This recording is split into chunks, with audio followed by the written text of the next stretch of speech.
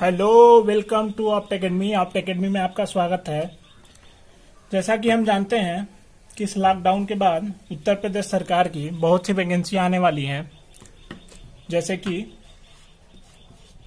UPSI, UP लेखपाल,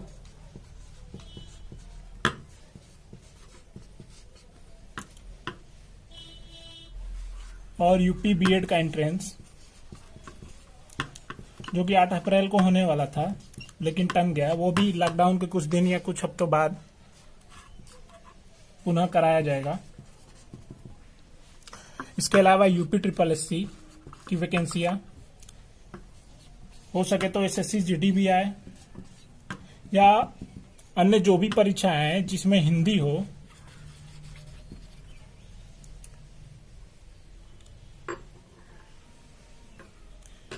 तो इन्हीं सभी वैकेंसियों एंट्रेंस को देखते हुए और इसी सब को देखते हुए ऑप्ट एकेडमी ने अपना हिंदी का क्लास लॉन्च किया है, जो कि आज से शुरू होने वाली है। हिंदी बच्चों को इंग्लिश की अपेक्षा बहुत जल्दी समझ में आती है। हिंदी में अगर हम थोड़ा सा भी मेहनत करें, मतलब कि जहां इंग्लिश में हम 100% करते हैं, इंग्लिश में 60, हिंदी में 60-70% करें, तो हम 90 से 95% नंबर गेन कर सकते हैं। मतलब कि 25 नंबर का हो तो 20 प्लस या 22 प्लस नंबर हम आराम से गेन कर सकते हैं। तो इन्हीं सबको देखते हुए ऑप्ट एकेडमी ने डिसाइड किया है कि हिंदी की क्लास आज से स्टार्ट होने वाली है। चलिए अब कुछ हिंदी के आने वाले लेक्चरों का सिलेबस या विवरण देखते हैं। चलिए अब हिंदी के सिलेबस या विषय वस्तु को डिस्कस करते हैं। जैसे कि सबसे पहला है हिंदी भाषा का विकास। इसमें हम हिंदी के इतिहास, लिपि, बोली एवं प्रमुख लेखक एवं कवियों के बारे में पढ़ेंगे। दूसरा है वर्ण विचार, यानी हमारा वर्णमाला। तीसरा है संधि। चौथा है समास, शब्द भेद, शब्द के कितने भेद होते हैं, वाक्य भेद, वाक्य के कितने भेद होते हैं, विराम चिन्ह, विराम चिन्ह से भी कभी कभी प्रश्न आ जाते हैं, संज्ञा, शब्द रूप। शब्द रूप में 3 पार्ट पढ़ेंगे, एक लिंग, वचन, कारक। अगला टॉपिक है सर्वनाम, विशेषण, क्रिया, वाच्य, काल, क्रिया विशेषण, रस, छंद, अलंकार, गद्यांश संबंधित प्रश्न, मतलब कि एक गद्यांश दे दिया हो, उसको पढ़ के नीचे दिए गए क्वेश्चन को सॉल्व करना। अब लास्ट आता है शब्द भंडार। शब्द भंडार के अंतर्गत बहुत से टॉपिक आते हैं, जैसे कि विलोम शब्द, पर्यायवाची शब्द, तद्भव तत्सम,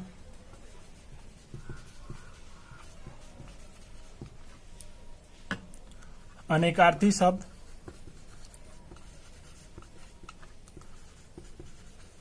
मतलब एक ही शब्द के कई अर्थ हों, अनेक शब्द के लिए एक शब्द वगैरह वगैरह, मुहावरे, लोकोक्तियां, ये सब सभी शब्द भंडार में आ गए। इसके अलावा पत्र लेखन संबंधी प्रश्न, ये भी परीक्षाओं में बहुत बार पूछता है।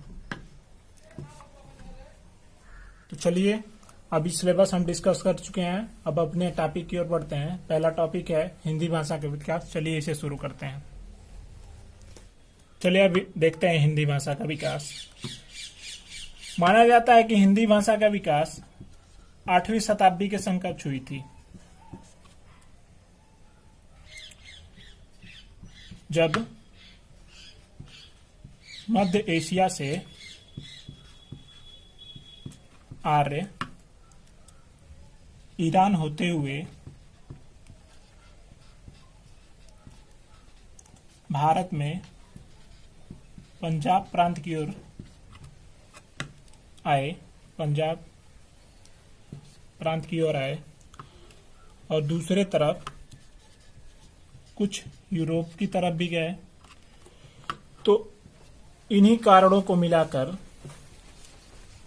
हिंदी भाषा का जो परिवार है वो भारत से भा यूरोप से रोपी, तो इसलिए हिंदी भाषा का परिवार भारोपी परिवार का है।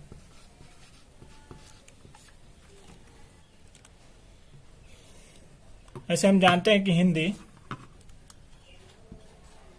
की उत्पत्ति संस्कृत से हुई थी, मतलब संस्कृत का परिवर्तित रूप ही हिंदी भाषा है। धीरे धीरे करते करते प्रचलित होते हुए थे।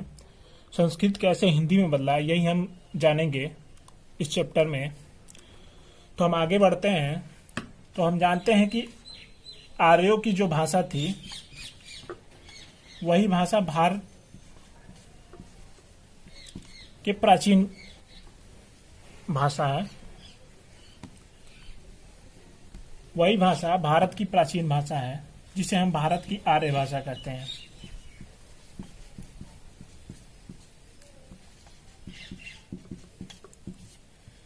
भारत की आर्य भाषा को 3 कालों में विभाजित किया गया है। चलिए हम इन 3 कालों के बारे में जानते हैं।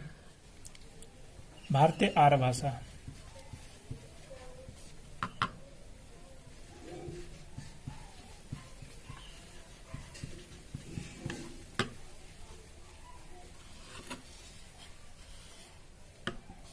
पहला भारतीय प्राचीन आर्य भाषा,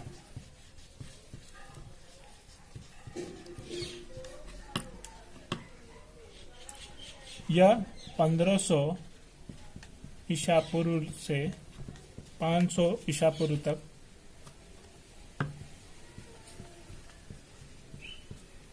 प्रचलित था। इसमें संस्कृत बोली जाती थी।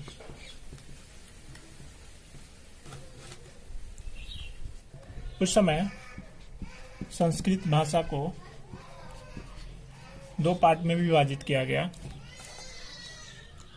एक वैदिक संस्कृत, जिसका काल 1500 से 1000। एक लौकिक संस्कृत, जिसका काल 1000 से लेके 1000 ईसा पूर्व से लेके 500 ईसा पूर्व तक था। दूसरा भाग देखते हैं। भारतीय मध्यकालीन आर्य भाषा, इसका काल 500 ईसा पूर्व से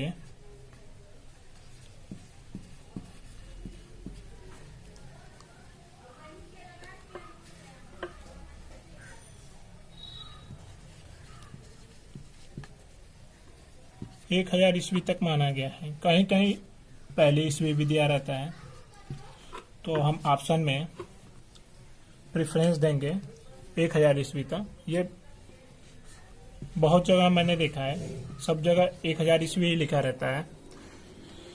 इसमें पाली संस्कृत से परिवर्तित हुआ। पाली, प्राकृत,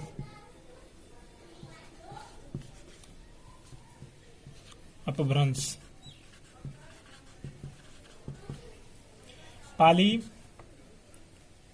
भाषा में बुद्ध जी के उपदेश हैं। प्राकृतिक भाषा में महावीर जी के, धीरे धीरे चलते चलते ये अपभ्रंश में परिवर्तित हुआ।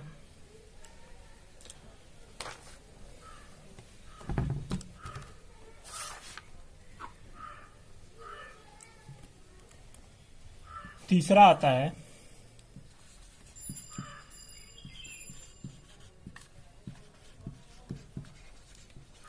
भारतीय आधुनिक आर्य भाषा।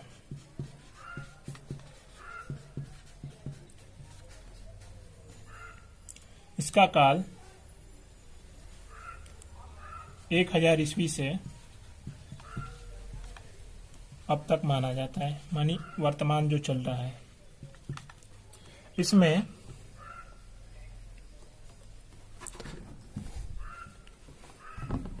तीसरा जो है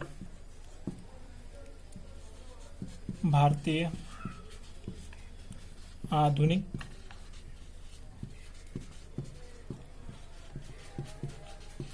आर्य भाषा है। इसका काल 1000 ईस्वी से लेके अब तक है, यानी वर्तमान तक। इसमें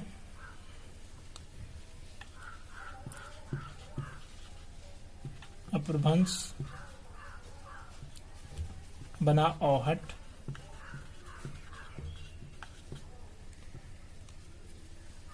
औहट से बना हिंदी, यानी जो हम व्यवहार करते हैं। अब तीनों टाइप देख लिया। भारतीय प्राचीन आर्य भाषा जो 1500 से 500 ईस्वी पूर्व, इसमें संस्कृत बोली जाती थी। संस्कृत को दो रूप में वैदिक संस्कृत, लौकिक संस्कृत। दूसरा है भारतीय मध्यकालीन आर्य भाषा। इसकी काल थी 500 ईसा पूर्व से 1000 ईस्वी तक। इसमें पाली चेंज हुआ प्राकृति में, प्राकृतिक चेंज हुआ अपभ्रंश में। तीसरा आता है भारतीय आधुनिक आर्य भाषा। इसका काल है 1000 ईस्वी से लेकर अब तक, यानी वर्तमान जो चल रहा है। इसमें अपभ्रंश बना औहट, औहट बना हिंदी, जो इस समय हम व्यवहार में यूज करते हैं। आधुनिक आर्य भाषा के 3 कैटेगरी बांटी गई है।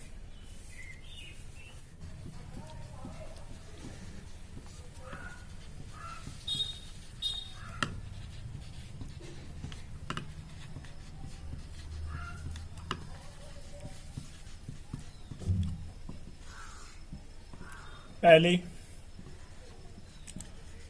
प्राचीन हिंदी,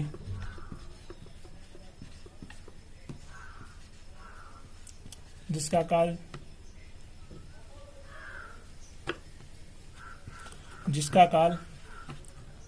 1000 ईस्वी से लेके 1400 ईस्वी तक।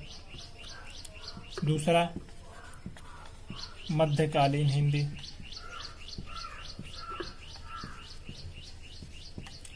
इसका काल 1400 से 1805 ईस्वी तक।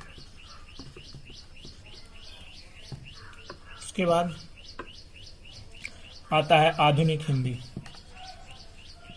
जो इस समय हमारी बोलियों में या साहित्य में वर्णन है। मतलब इस समय जो हम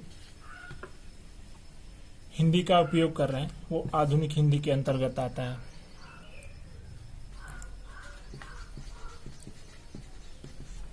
इसी में गद्य की रचना हुई। इससे पहले केवल पद्य की रचना होती थी। यहां से आधुनिक हिंदी से गद्य की रचना स्टार्ट हुई।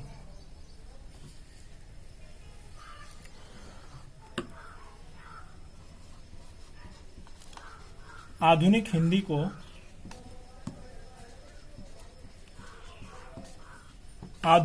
को आचार्य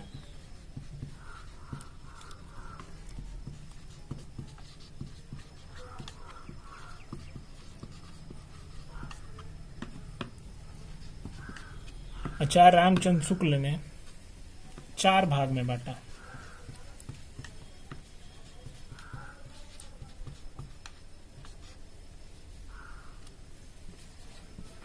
पहला आदिकाल 1000 ईस्वी से 1350 ईस्वी। दूसरा भक्ति काल 1350 ईस्वी से 1650 ईस्वी तक। तीसरा रीतिकाल,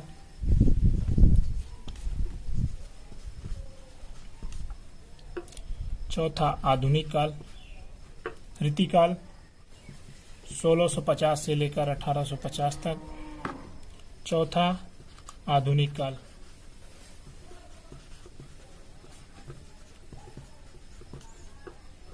1850 से लेकर वर्तमान तक।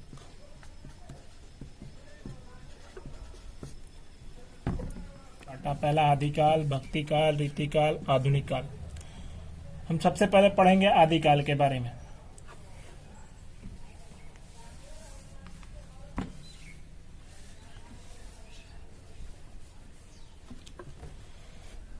आदिकाल के कई अन्य नाम हैं, जिसमें बहुत से लेखक कवियों ने अलग अलग नामों से पुकारा था। उसको देखते हैं। आदिकाल, चारण काल, बीजक काल,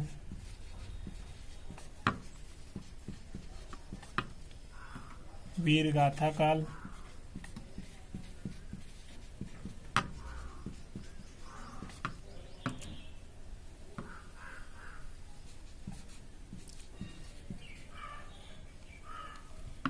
सिद्ध सामंत काल। ऐसे तो आदिकाल के और भी नाम हैं, लेकिन ये जो नाम है, जो प्रमुख नाम है, उसको हमने बताया है। आदिकाल नाम हजारी प्रसाद द्विवेदी जी ने।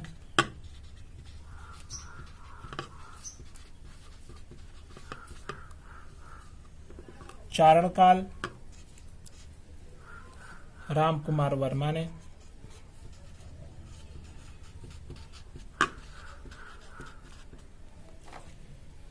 बीजक काल महावीर प्रसाद द्विवेदी जी ने। वीरगाथा काल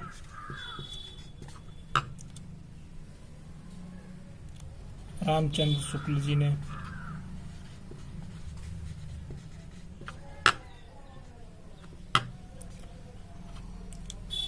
सिद्ध सामंत काल राहुल संकीतायन जी ने।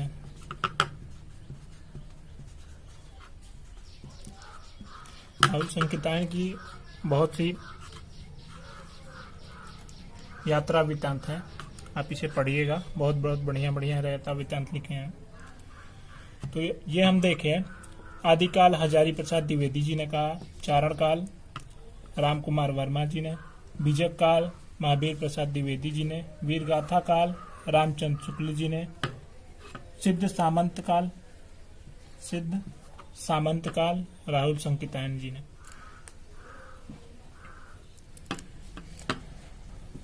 आदिकाल के ग्रंथ को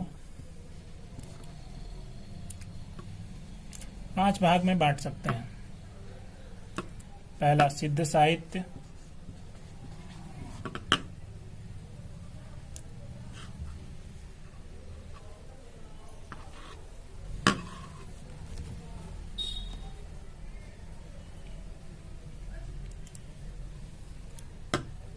अब थोड़ा और आदिकाल के बारे में जानते हैं।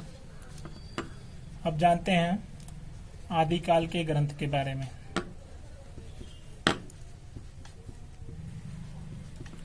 आदिकाल के ग्रंथ को 5 भाग में बांट सकते हैं हम। पहला सिद्ध साहित्य,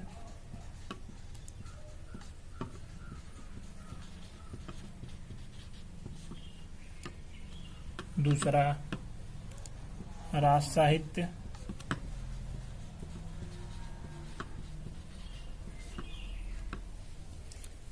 तीसरा जैन साहित्य, चौथा नाथ साहित्य,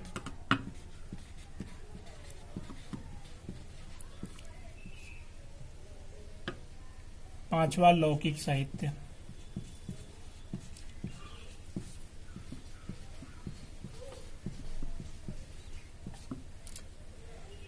सिद्ध साहित्य में बौद्ध धर्म के बारे में जिक्र है।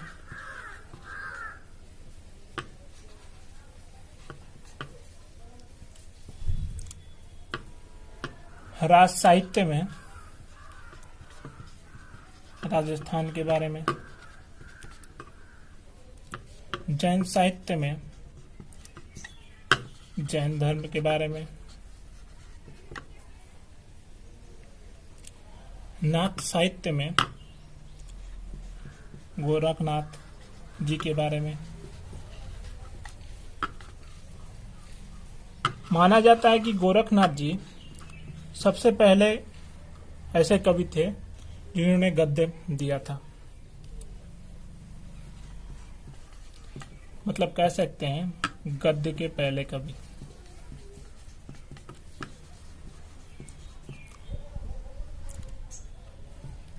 और लौकिक साहित्य जो है उसे मध्यकाल के पहले के बारे में जानकारी मिलती है, और लौकिक साहित्य से मध्यकाल के पहले के बारे में जानकारी मिलती है। अब देखते हैं आदिकाल के प्रमुख कवियों के बारे में। आदिकाल के कवियों के बारे में जानते हैं। परीक्षाओं में बहुत बार पूछा जाता है कि ये कवि आदिकाल के हैं, चार भक्ति काल के हैं, रीति काल के हैं, आधुनिक काल के हैं, कृष्ण भक्ति शाखा काल के हैं। तो इसी को याद करने के लिए, जैसे कि आदिकाल का है, इसको याद करने के लिए मैंने एक ट्रिक बनाया है। उस ट्रिक को देखते हैं। ट्रिक ये है, अमीर चंद का विद्या नर जागे।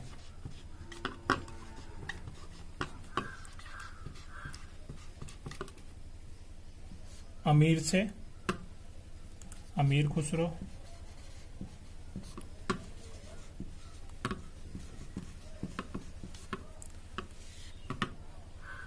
चंद से चंदर बरदाई, विद्या से विद्यापति, नर से नरपति, जागे से जागिनिक।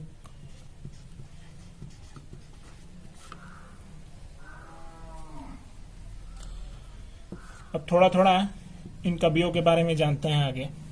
चलिए आगे बढ़ते हैं। अमीर चंद का विद्यादान न जागे। अब अमीर खुसरो के बारे में देखते हैं।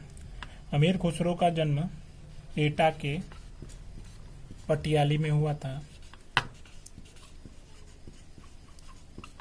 इनको तोताए हिंद, भारत के तोता के नाम से भी जानते हैं हम। तोताए हिंद भारत के तोता के नाम से भी जानते हैं। ये निजामुद्दीन औलिया के शिष्य थे। निजामुद्दीन औलिया के शिष्य थे। इन्होंने ख्याल गायकी,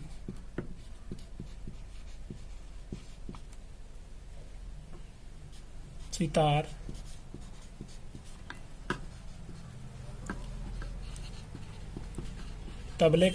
सितार एवं तबले का आविष्कार किया। ऐसा माना जाता है कि इन्होंने ख्याल गायकी, सितार एवं तबले का आविष्कार किया है। ये खड़ी बोली के पहले कवि भी माने जाते हैं। ऐसा माना जाता है कि मुहावरे का प्रयोग सबसे पहले इन्होंने ही किया था। इनकी कुछ प्रमुख रचनाएं देखते हैं। पहला खलिक बारी,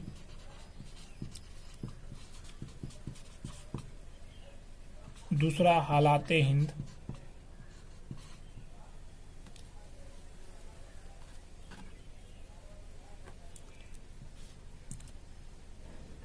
खलिक बारी, हालाते कन्हैया।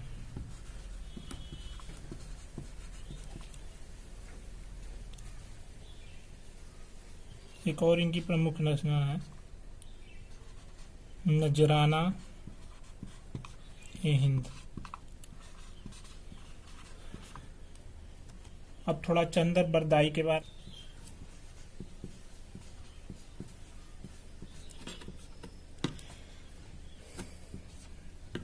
चंद से चंदर बरदाई वीरगाथा काल या आदि काल के सर्वश्रेष्ठ कवि माने जाते हैं।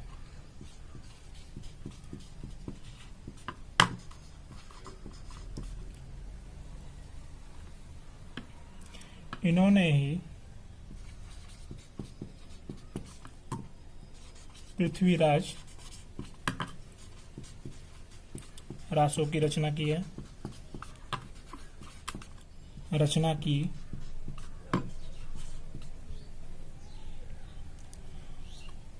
पृथ्वीराज रासो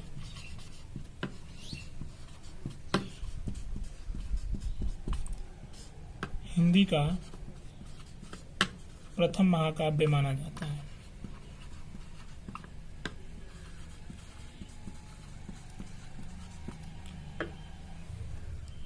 अब देखते हैं विद्यापति जी के बारे में।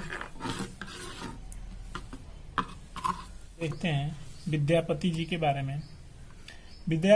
के बारे में कुछ खास नहीं जानेंगे। इनकी रचनाएं कभी कभी परीक्षाओं में पूछ ली जाती है, तो इनकी रचनाएं देखते हैं।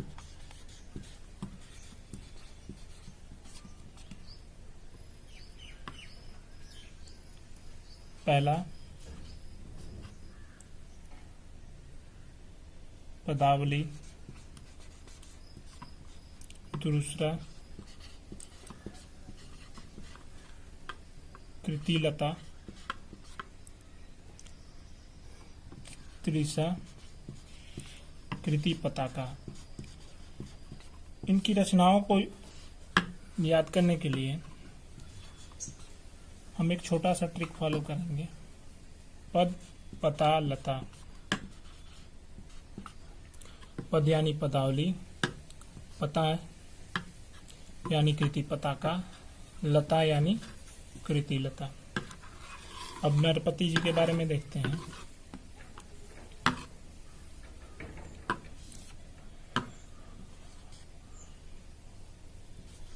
अब नरपति नाल जी के बारे में देखते हैं। इनकी फेमस रचना कभी कभी परीक्षाओं में पूछी जाती है, वो है बिसल देव रासो।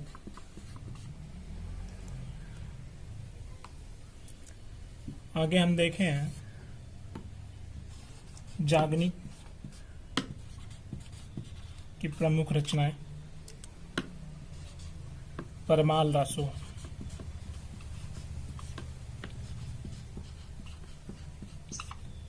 ये मोहबा से बिलोंग करती हुई रचना है। इसमें मोहबा के आल रुदन का वर्णन है।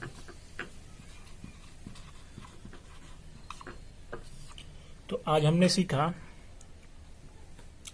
हिंदी के विकास के बारे में आदिकाल तक। आगे भक्ति काल, रीति काल, आधुनिक काल या अन्य जितने भी हिंदी के विकास हैं अगली कक्षाएं में हम पढ़ेंगे। तब तक के लिए धन्यवाद। कोई त्रुटि हो तो कमेंट कर में अवश्य बताएं आप, और इस चैनल को सब्सक्राइब करें, लाइक करें, शेयर करें। धन्यवाद।